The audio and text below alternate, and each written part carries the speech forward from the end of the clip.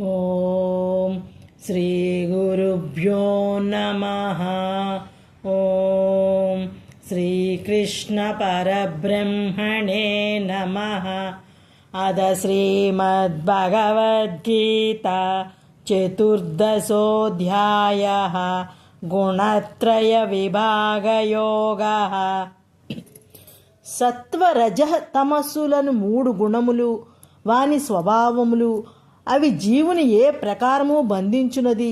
ఒక్కొక్క జీవుని యందు అధికముగా ఉన్నప్పుడు అతడు ఏ లక్షణములు కలిగి ఉండునది. ఆయా గుణములను ఆశ్రయించి ఉండుట వలన జీవునికి ఏ ఏ ఫలితములు కలుగునది.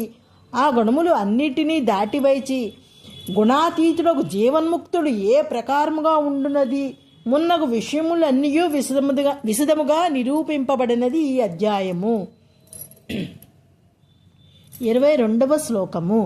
శ్రీ భగవానువాచ ప్రకాశం చ ప్రవృత్తిం చ మోహమేవ చ పాండవ నద్వేష్టి సంప్రవృత్తాని నివృత్తాని కాంక్షతి.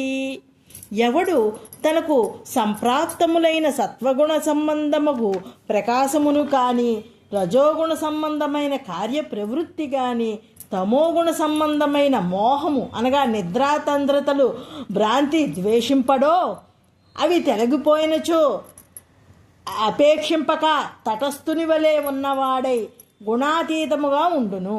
గుణాతీతం అనగా నిశ్చలత్వము, సమత్వము అనునవి ప్రధానము.